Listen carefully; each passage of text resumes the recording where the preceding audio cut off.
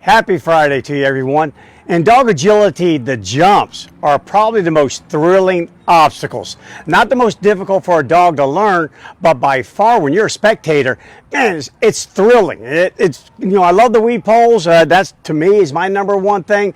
But to watch some of these dogs, their ability to just sky way over these jumps or jump really far is so cool. So today I'm going to be demonstrating 2 out of the 4 jumps required for a lot of dog agility competitions. One of those is the single bar jump, and right over here we have the tire jump. Now our tire, or something that's supposed to resemble a tire, has turned into an egg over time, so we're just going to joke around and call it the good old egg jump here today. But anyway, it's supposed to be called the tire jump. There's 2 other types of jumps. There's one called the spread jump, in which you have multiple bar jumps and the dog has to clear the height and the distance. And then there's the broad jump, which you'll have planks on the ground and they'll be spread out and the dog has to clear all of those planks and land on the other side. So not so much height as distance is required for the broad jumps. But today we're going to do the single bar jump and the tire jump. And the whole idea behind all these jumps is A, to clear the jump. You got to clear. You can't be knocking bars off. Can't be slamming into the tire, landing on the planks, landing on the spread. You got to clear the jump. And also, you have to make sure you don't jump too high when you're a big-time competitor, because as you watch any sort of sport in the Olympics in which they're going over these hills like downhill skiing, man, when they get airborne, it looks cool to you. You're watching TV. For them, that's costing them valuable hundreds, if not a whole second. So you don't want your dog to jump too high, just enough to clear that jump. Now, if you're just a backyard agility person having fun with your dog, go for it. Just go for that height, because who really cares? You're enjoying your dog, you're providing some good exercise, and you're making them use their brain all the time. That's what I love about it. Also, the dog has to be able to approach the jump from any angle. They don't always get a straight-on approach. They can come down off the A-frame, suddenly have to turn 90 degrees to the right, and immediately engage a bar jump or a spread jump. So when you practice, if you're working your way up to do any sort of novice competition, just keep those things in mind. Make sure your dog clears the jump. Make sure they don't go too high, waste a lot of time, and then also make sure that they can approach it from any angle. Okay, so starting off today with the single bar jump. You're probably looking at that going, okay, wow, Brian, that's not super awe-inspiring, but I'm showing you this is how you have to start. Start low. So my bar is right down here, nice and low for captain. Get a feel for it with your dog's athletic abilities. You also notice here I have some traffic cones, and the reason for those are to channel the dog so it focuses on going through here, not around, through. And you also want to set the bar really low in the beginning so they don't go under it. Yeah, a lot of dogs will say, forget the jumping part, I'm just going to go under the darn thing. So when I start a brand new dog and doing the bar jump, I'll go over it with them. So again, make sure it's low enough that you can go over. It's just pretty much a step over. As far as the command goes, it can be any number of things. It can be jump, it can be hup, it can be over. I use over. Okay, so this is my first little technique that I use to train. Over, and over they go. And the bar came down. I don't know if that was my fault, because I felt my foot hit the sandbag right here. So cattle dog, I'll take the blame on that one, buddy. We're a team here, aren't we, man? Come on, we cover each other. Right, ready? Over. Good job, cattle dog. Good job. Good job. Do it one more time. Treats over here. I'm going to throw it right there. Over. So he kind of is focused on where the treat is. All right, attaboy. Now, the next technique I like to use is the call over. So again, after I've done about 50 of these, stay. Then I will call the dog over the bar. Now, come on over here. What the heck's gone? You lost your brain today? Stay. Over. Attaboy. And again, he hit the bar jump. So if he were to continue to hit the bar jump, I would simply lower it down just one notch here. So I'm going to take it down one little notch. And again, this particular set requires you to really be careful. It doesn't take anything to knock this off. Come on, cow dog. All right, buddy, over here. And again, sit, stay. You want to take your leash off because the leash will knock the bar off. Over. Attaboy. Ah, you landed on. So he's getting a little short there. When you see that happening, you've got to go back to the leash on the dog. He was clearing it earlier. Come on, buddy. You getting lazy on me? Let's do it. So now, if you see that happening, kind of lift the dog as the dog goes over. Ready? Over. There you go. Just a little bit of a lift there. Let's do it again. Ready? Over. Clear it. There you go. Attaboy. Attaboy. Over.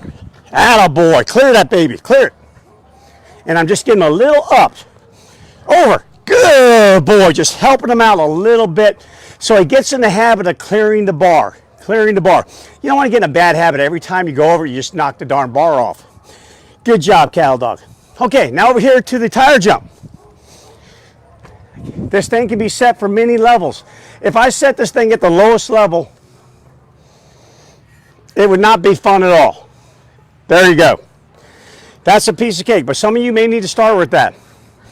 Through. Good boy, good boy. That's all you do is just feed the dog through.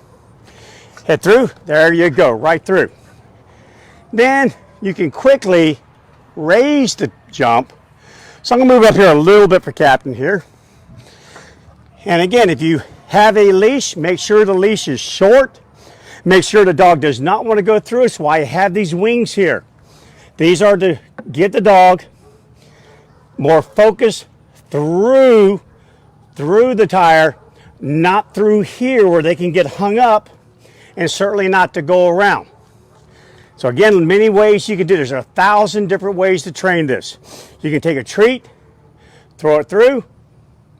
Good boy, attaboy. And let them have that treat. And then just do it over and over again. You can also guide them through, steer them through. And I just use the command, through. Through. Good boy, good boy. Nothing fancy. Just shoving the dog really right through the hole. Okay, and then lastly, stay. Same thing. Call through. Show them a target. Through. Attaboy. Good boy. Good boy. And we'll do that again. And I'm going to make it a little bit more challenging for the old cattle dog. Come on, buddy. There you go. See? I knew you could jump. So it's going to make it even more challenging. I'm going to take this thing up as high as it'll go. And again, not all inspiring, not going to be like way up here. Come on, cattle dog. Stay. Through. Attaboy. But again, he's really hitting this tire, which can cost time. You're not going to be penalized for that, but you will lose time for doing it. So let me see if I can get them all the way through here. Come on, cattle dog. Fun part about this is that Captain hasn't gone through these jumps or over any of these jumps in well over a year. And I keep telling you that on all the obstacles. It's the truth, absolute truth. He just hasn't done it in a long time. So it's kind of like a little bit like a new dog. Through. Oh boy, you cleared it that time, boy. You cleared it. And if you really get into it, start getting a little bit more advanced, then what you'll want to do is make sure that the dog doesn't get the treat unless it clears all the way through. Come on, cattle dog. Through. Attaboy, cattle dog. There you go. Oh, you missed it. There you go. Good job. You ready? No. It's not down there. It's right here, buddy. Ready? Focus. There you go. Good job, cattle dog. Through. Good. Good boy. And I can do that with him. You would want to make sure you're over here on the side that had the wings. Then, of course, eventually, on all your jumps, the wings go away. Take the dog. Through. Attaboy, cattle dog. And then do some things in succession. So I'm going to have him jump right through this jump, then take him over here and have him go over the bar jump. All right, cattle dog, come on, buddy. Ready? Over here. Through. All right, cattle dog, come on. Over. Good job, buddy. Hey, Frame, come on down here. Dog walk. Come here. You're getting crazy on me, man. Getting hectic. Focus. Walk. There you go. Do your thing, buddy. There we go. Good boy. Make sure we're getting that contact. Teeter. Slow it down. Give me a contact right there. Good job indeed. Good job. Just have fun with it, guys. No one out here is an expert. We mostly do this with dogs that come in for training just to build focus, teamwork, get a laugh out of it. Because I swear, there's no way that you can do dog agility without a smile on your face. It is so much fun. It's just a good workout for you and the dog. Don't worry about little mistakes. If you're going to compete, yeah, you need to start worrying about them eventually. But for the rest of you guys, just backyard agility people, nah, don't worry about it. Don't worry about it. Just have a lot of fun. Keep it safe. All right, guys, tomorrow I'm going to wrap up dog agility with the pause table and the tunnel.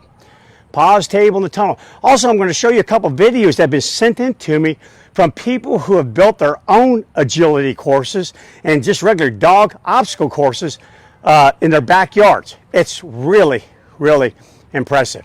All right, guys, I'll catch you guys later. Have a great day, great training day. Have some fun.